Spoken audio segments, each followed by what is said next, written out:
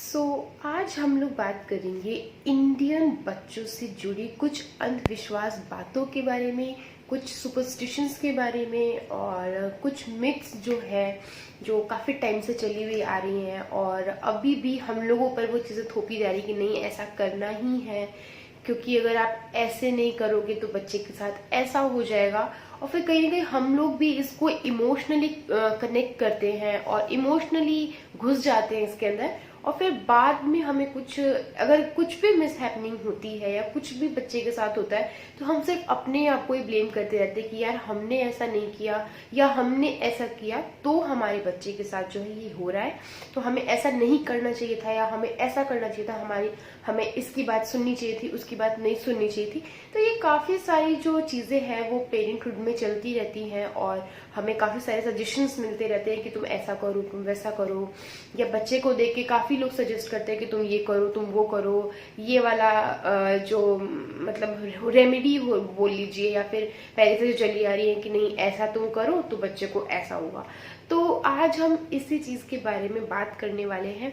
देखिए, एक चीज मैं पहले क्लियर कर देना चाहूंगी कि अगर आप इन चीजों पे बिलीव करते हैं तो विच इज वेरी गुड और आप कीजिए, बट कहीं ना कहीं किसी किसी स्टेज पे या कोई ऐसा चीज होता है जिसको फॉलो करने में या जिसे हम अगर अप्लाई कर रहे हैं बच्चे पे या अपने ऊपर, तो वो कहीं ना कहीं इन फ्यूचर डेंजरस साबित हो सकता है। तो आपको अगर करना है, अपने बड़ों की बात रखनी है, तो वो बहुत अच्छी बात है कि आप उनको रिस्पेक्ट कर रहे हैं, उनकी बात का ख्याल रख रहे हैं, तो आप कर सकते हैं, बट तब तक जब तक कि ये कोई हार्म स्टेज पे ना पहुंच जाए। आप इसको इस कदर मत कीजिएगा कि बाद में आके आपको ये हार्म करे या बेबी को हार्म करे। जो चीजें हार्म नहीं करने वाली वो चीज तो आप बिल्कुल कर सकते हैं, बट कुछ चीज जिनमें मिथ भी पूरी तरीके से है और वो बाद में आपको हार्म कर सकती है, बच्चे को हार्म कर सकती है, तो उसके लिए हमें पहले ही जो है अवेयर होने की जरूरत है। यहाँ पर मैंने कुछ लिस्ट बनाई है अपने एक्सपीरियंसेस की कि मेरी मदरहुड में भी मुझे कितने सारे ऐसी चीजें सामना मतलब फेस करना पड़ा है और इसमें कितना मिथ है, इसका फैक्ट क्या है, एक्चुअल इसका रीजन क्या है, लोग क्यों सोच के इसको बोलते हैं। तो यहाँ पे मैंने कुछ लिस्ट बनाई हुई जिसके बारे में हम आज बात करने वाले हैं।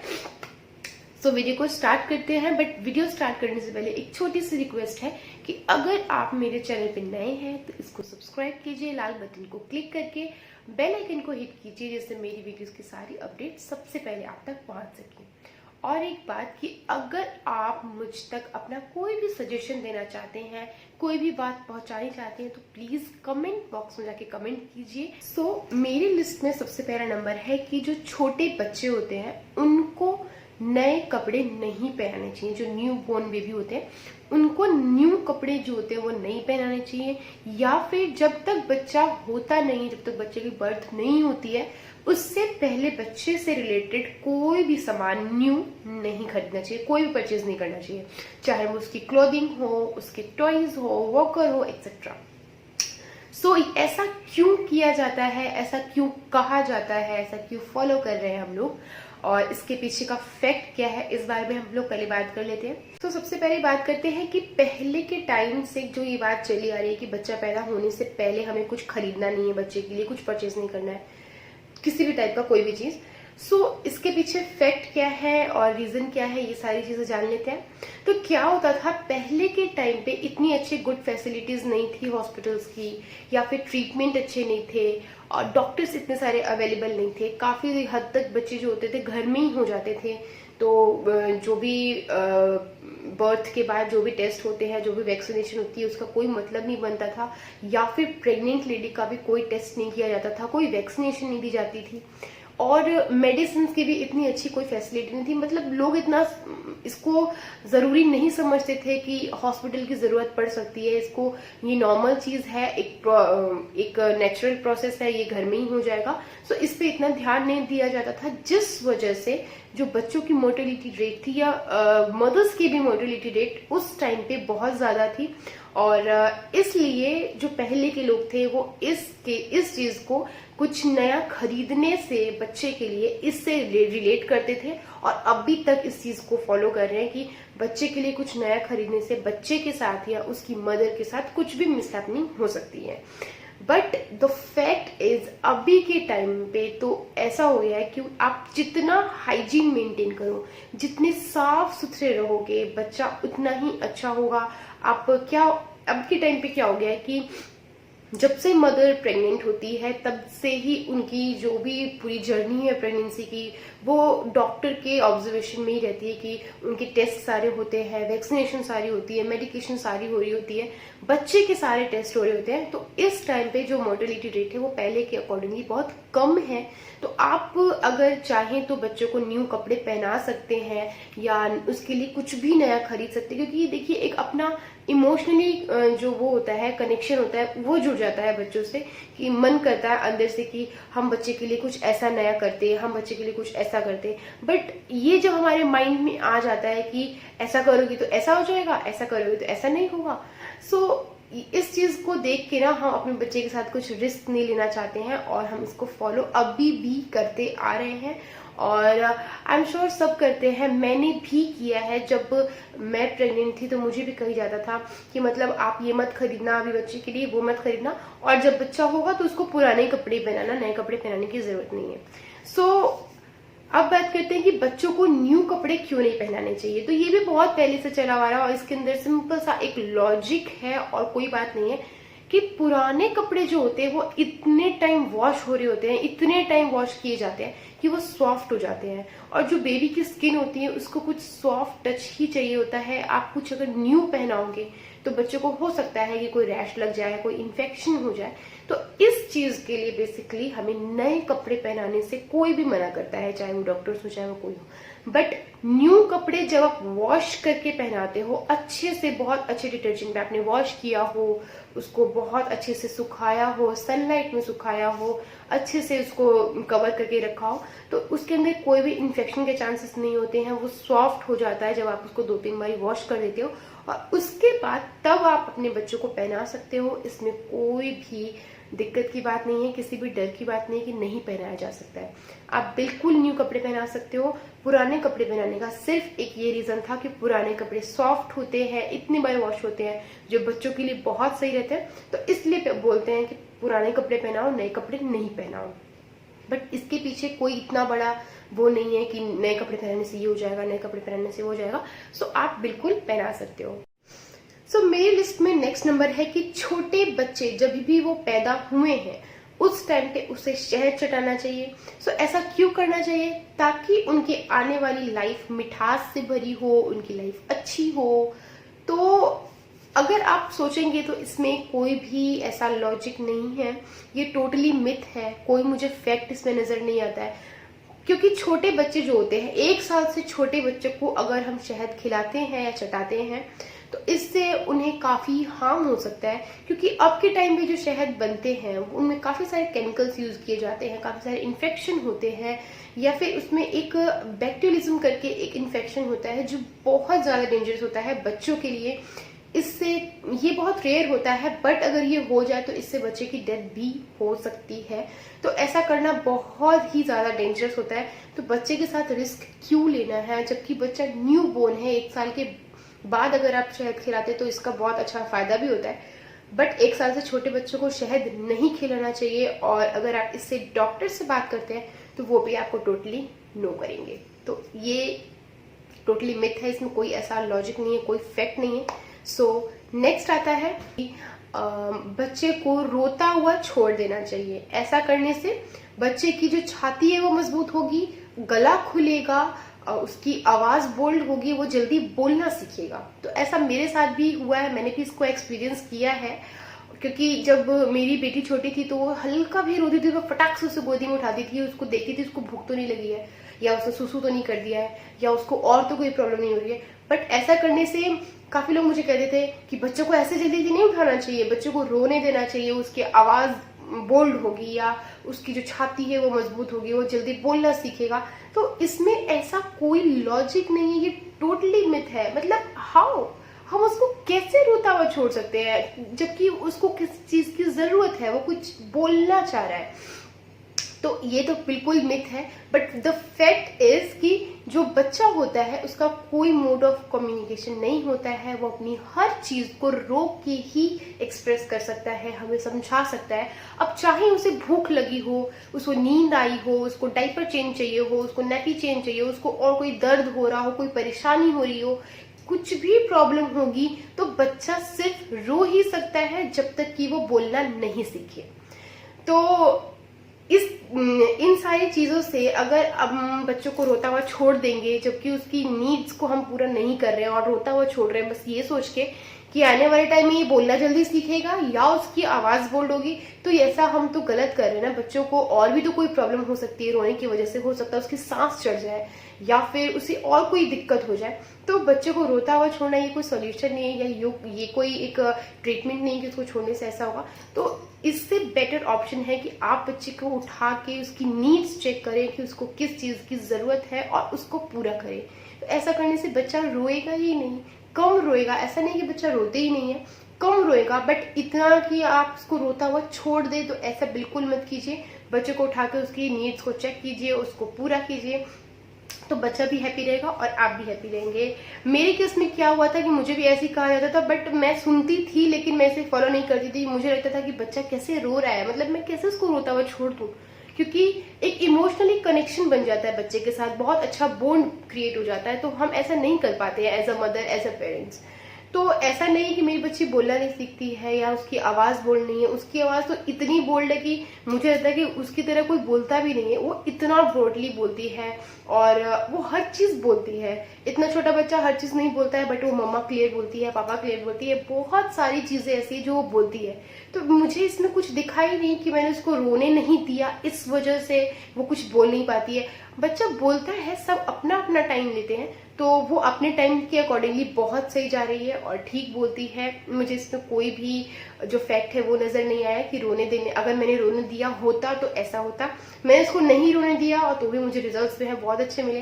तो ये टोटल आपकी कॉल है कि आपको क्या करना है। बट मेरा अगर एक्सपीरियंस पूछे और मेरा व्यू देखें तो प्लीज बच्चों को इतना रोने मत दें कि उसकी कोई और प्रॉब्लम नहीं स्टार्ट हो जाए। बच्चों की उठा के नीड्स चेक करें और उसको क्या चाहिए उस नीड्स को पूरा करें, तो वो ज्यादा बेटर है। सो आगे चलते हैं। मेरे लिस्ट में नेक्स्ट नंबर है कि बच्चों को गीले बालों में फीड नहीं कराना चाहिए। ऐसा कराने से बच्चों को ठंड लग जाएगी, बच्चा सूखेगा, या बच्चे की हेल्थ नहीं बनेगी, या फिर बच्चों को काफी सारी प्रॉब्लम लगेगी। तो ऐसा मैंने सुना भी है, देखा भी है काफी टाइम पे। तो ऐसा आप कुछ हद तक तो फॉलो कर सकते हैं, कुछ टाइम तक फॉलो कर सकते हैं, बट कुछ टाइम तक अगर आप चाहें कि मुझे फॉलो करना है तो भी नहीं कर पाएंगे, क्योंकि इसके पीछे का जो लॉजिक है, जो फैक्ट है, वो काफी अलग है इसका जो मिथ लोगों ने निकाल रखा है इस चीज से। क्योंकि फर्स्टली क्या होता है कि इतना तो कोई नादान नहीं है, कोई ना समझने की बाल से पानी गिर रहा होगा और हम तब बच्चे को फीड करा रहे होंगे, इतना तो कोई भी नहीं करेगा। क्योंकि हाँ, तब तो बच्चे को ठंड लगने की या कोई और प्रॉब्लम होने की चांसेस हो सकता है, क्योंकि बाल से पानी टपक रहा होगा तो बच्चे के ऊपर ही जाएगा, तो बच्चे को ठंड लग सकती है। बट ऐसा तो कोई करता नहीं है, मैंने भी नहीं देखा, मैंने किया भी नहीं है। हाँ, ऐसा जरूर हो सकता है कि हमारी जो बॉडी टेम्परेचर है बाहर से, वो नहाने के बाद थोड़ी सी कूल हो जाती है, ठंडी हो जाती है, और हम अगर डायरेक्ट बिना किसी कवर के बच्चे को लेते हैं तो बच्चे को ठंड लग सकती है, बच्चा डिस्कम्फर्ट फील कर सकता है। बट उसका कफ से या उसका सूखने से कोई ऐसा लेना देना है नहीं, मेरी नजर में तो नहीं है अगर आप सोचे तो। और इसे आप तब तक ही फॉलो कर सकते हैं जब तक कि आपके घर में कोई असेस करने के लिए है, आपकी मम्मी है, आपकी मदर इन लॉ है, सिस्टर है, कोई भी है। तो अगर कोई आपका हेल्प करने के लिए है जो बेबी को कुछ टाइम के लिए रख सकता है और आप फटाक से अपने हेयर को सुखा सकते हैं, तो आप इसे फॉलो करिए। और ऐसा करना ठीक भी है, मतलब बच्चे को भी टाइम मिल रहा है, आपको भी पूरा टाइम मिल रहा है अपने लिए, तो ऐसा ठीक है। बट अगर आप अकेले रहते हैं तो आप इसे कहाँ तक फॉलो करेंगे, क्योंकि ऐसा तो है नहीं कि बच्चा रोएगा नहीं, और ऐसा है नहीं कि आप बाल नहीं धोएंगे। तो अगर ऐसा हो गया कि आपके बाल गीले हों और बच्चा रोना स्टार्ट कर दे, उसको भूख लगी हो, उसको कोई भी जरूरत हो, तो आप क्या करेंगे? बच्चे को रोता हुआ छोड़ देंगे? नहीं ना, आप बच्चों को फीड कराएंगे या बच्चे की जो भी नीड है उसको पूरा करेंगे। तो ये तो टोटली आपके ऊपर डिपेंड करता है कि अगर आपकी हेल्प करने के लिए कोई है तो आप इसे फॉलो कर सकते हैं, अगर हेल्प करने के लिए नहीं है तो इसे फॉलो कैसे करेंगे, कर ही नहीं पाएंगे। तो ये टोटल आपकी कॉल है। नेक्स्ट है मेरी लिस्ट में कि बच्चों को काजल लगाने से उनकी जो आईज का साइज है वो बड़ा हो जाता है। तो ऐसा मैंने जो एक्सपीरियंस किया है, मुझे ऐसा नहीं लगता है, क्योंकि मेरी भी बेटी का आंख ठीक ठाक साइज का है और मैंने उसको काजल नहीं लगाया।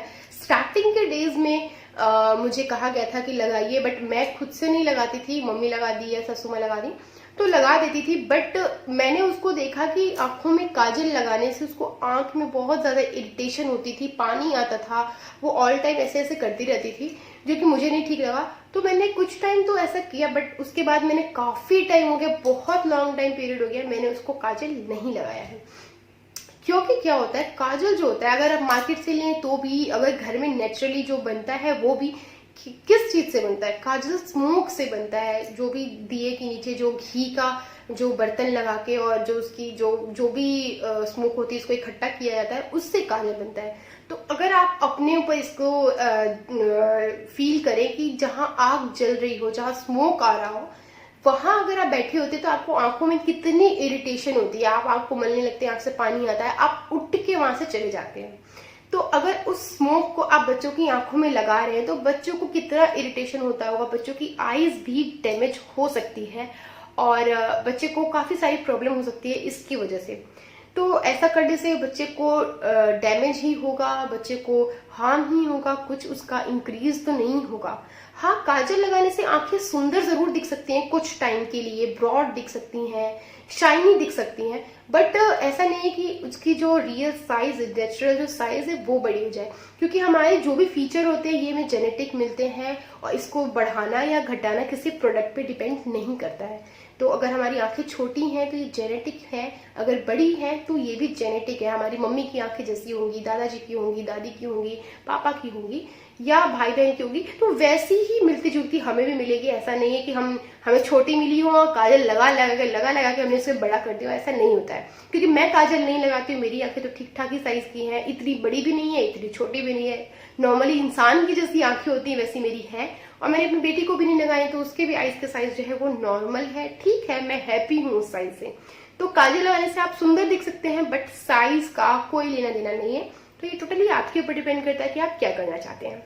सो नेक्स्ट मेरी लिस्ट में आता है कि बच्चे को काउ मिल्क या फॉर्मूला मिल्क देना चाहिए, क्योंकि उनकी जो हेल्थ है वो अच्छी होगी, बच्चा मोटा होगा और तगड़ा होगा।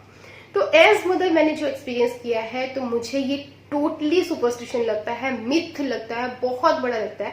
क्योंकि अगर आप देखेंगे तो स्टडीज करेंगे या रिसर्च करेंगे या अगर आप रिसर्च को पढ़ेंगे तो आप पाएंगे कि जो ब्रेस्ट मिल्क होता है इसमें सबसे अच्छा और सबसे हेल्दी फैट पाया जाता है, जो कि बच्चों के लिए बहुत अच्छा होता है और ये आपको किसी और मिल्क में नहीं मिल पाता है और ये किसी और मिल्क में होता भी नहीं है।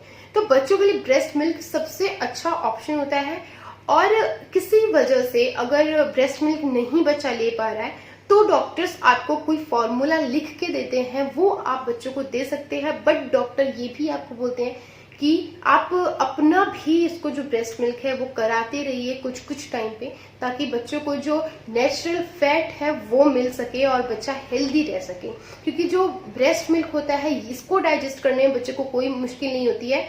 अगर आप कंपेयर करते हैं कि जब बच्चा काउ मिल्क ले रहा होता है या फॉर्मूला मिल्क रहता है तो उसको काफी प्रॉब्लम होती है, उसको पॉटी ठीक से नहीं हो पाती है, उसको स्टमक रिलेटेड काफी सारे प्रॉब्लम आ जाते हैं। So as per research, as per studies में आपको बता रही हूँ कि जो बच्चे डे 1 से ब्रेस्ट मिल्क लेते हैं और जो बच्चे फॉर्मूला मिल्क लेते हैं या काउ मिल्क लेते हैं, तो अगर हम इनकी इम्यूनिटी को अगर जज करते हैं, कंपेयर करते हैं या इनकी हेल्थ को कंपेयर करते हैं, तो आप पाएंगे कि जो बच्चा डे 1 से ब्रेस्ट मिल्क ले रहा था उसकी जो हेल्थ है वो काफी अच्छी होती है इन बच्चों से, जो बच्चे काउ मिल्क या फिर फॉर्मूला मिल्क लेते हैं उनसे। तो ये टोटली आपके ऊपर डिपेंड करता है कि आपको बच्चों को ब्रेस्ट फीड कराना चाहिए कि नहीं कराना चाहिए, काउ मिल्क देना चाहिए, कौन सा मिल्क देना चाहिए, ये टोटली आप पे डिपेंड करता है। सो मेरी लिस्ट में नेक्स्ट नंबर आता है कि बच्चे को शीशा नहीं दिखाना चाहिए। तो शीशा दिखाने से क्या होगा कि बच्चे के दांत नहीं आएंगे, उसके बाल नहीं आएंगे या उसके स्टमक रिलेटेड कोई प्रॉब्लम स्टार्ट हो जाएगी। तो मुझे तो इसमें कोई ऐसा लॉजिक नहीं लगता है कि शीशा देखने से, क्योंकि शीशा तो हम भी देखते हैं, हमें तो ऐसी कोई प्रॉब्लम नहीं होती है। शीशा देखने से और अच्छा ही लगता है कि हम अपने आप को देख रहे होते हैं। और बच्चे के साथ केस में तो ये कुछ ज्यादा ही अलग होता है, क्योंकि बच्चा जब दूसरे बच्चे को देखता है तो उसको और इंकरेजमेंट आती है अंदर से, वो और खेलना चाहता है, उसकी माइंड जो डेवलप हो रहा होता है बहुत अच्छी तरीके से होता है। तो बच्चा ज्यादातर तो शीशा देख कर ही खेलता है, उसको खुशी मिलती है। तो जो मैंने एक्सपीरियंस किया है, मेरी बेटी तो बहुत पहले से ही, जब से वो बैठना भी स्टार्ट नहीं की थी और वो बेड पे अगर शीशा देखती थी तो वो शीशा लेके देखने लगती थी, हंसती थी, उस पर मारती थी, खेलती थी। तो ऐसा मुझे कुछ नहीं दिखा। उसके दांत भी अच्छे खासे आ गए हैं, अभी वो 20 महीने की है, उसके कुछ 16 या 18 दांत आ चुके हैं, तो इसमें भी कोई इश्यू नहीं है। उसको कोई स्टमक रिलेटेड भी मैंने नहीं देखा प्रॉब्लम स्टार्ट हो रही है। तो इसमें कोई ऐसा लॉजिक नहीं है कि शीशा देखने से बच्चे को ये सारी प्रॉब्लम होगी, और उल्टा अच्छा ही है। और अगर आप देखेंगे बाहर की कंट्रीज में भी है, यहाँ पर भी जो एक साल से जो छोटे बच्चे होते हैं, इनके जो टॉयज होते हैं इसमें ज्यादातर मिरर का ही यूज किया जाता है। वॉकर में भी आप देखेंगे साइड में मिरर लगा रहता है, या जो साइकिल वो चला रहे होते हैं उनके भी साइड में मिरर लगे होते हैं। या काफी सारे टॉयज में जो उनके मैट होते हैं उनपे जो खेलते हैं बच्चे, उन पर भी मिरर्स लगे हुए थे। वो क्यों लगे हुए थे? क्योंकि बच्चा अपने आप को देख के ही इंकरेजमेंट लेता है, मोटिवेट होता है, वो और खेलना चाहता है, उसका माइंड ग्रो होता है, वो अंदर से अच्छे से डेवलप हो रहा होता है। तो शीशा दिखाने से बहुत अच्छा ही होता है, उससे दिखाने से कोई हार्म नहीं होता है। ध्यान आपको क्या रखना है कि बच्चे के आसपास कुछ भी ऐसी चीज ना हो जिससे शीशा टूटने का डर हो, क्योंकि शीशा टूट जाएगा तो हो सकता है कि बच्चे को कोई हार्म हो, चोट लग जाए, कट जाए, तो ये चीजें हो सकती है। बट शीशा देखने से उसके बाल नहीं आएंगे, या उसके पेट में दर्द होगा, या सूखेगा बच्चा, या दांत नहीं आएंगे, इससे कोई लेना देना है नहीं। आप ऐसा करके भी देख लेना, अपने बच्चे को शीशा दिखाते रहना। तो ऐसा तो है नहीं कि बच्चा बड़ा हो जाएगा उसके दांत ही नहीं आएंगे, उसके बाल ही नहीं आएंगे, तो ऐसा कुछ भी नहीं है। ये मेरे तरफ से तो टोटली मिथ है, ये इसमें कोई ऐसा लॉजिक नहीं। तो आपके ऊपर डिपेंड करता है आप बच्चे को शीशा दिखाते हैं कि नहीं दिखाते हैं। ये सारी सुपरस्टिशंस, ऐसी मिथ धारणाएं बनी हुई हैं जो हमारी सोसाइटी में चली हुई आ रही है, काफी टाइम से चली हुई आ रही है। और आई नो ऐसी वीडियो करने का भी इतना कोई इम्प्रूवमेंट नहीं दिखेगा, बट कुछ भी मेरी तरफ से इम्प्रूवमेंट अगर हो रहा है तो ये मैं अपना कंट्रीब्यूशन समझूंगी इस सोसाइटी में। आई होप आपको ये वीडियो हेल्प की होगी, और अगर हेल्प की है तो प्लीज थम्स अप कीजिए और आगे जरूर शेयर कीजिए ताकि लोगों की हेल्प हो सके, लोग और अवेयर हो सके। और अगर आप मेरे चैनल पे नए हैं तो इसको प्लीज सब्सक्राइब कीजिए और बेल आइकन को हिट कीजिए, जिससे मेरी वीडियोस की सारी नोटिफिकेशन सबसे पहले आप तक पहुंच सके। और thank you for watching this video. Bye bye, take care, Radhe Radhe.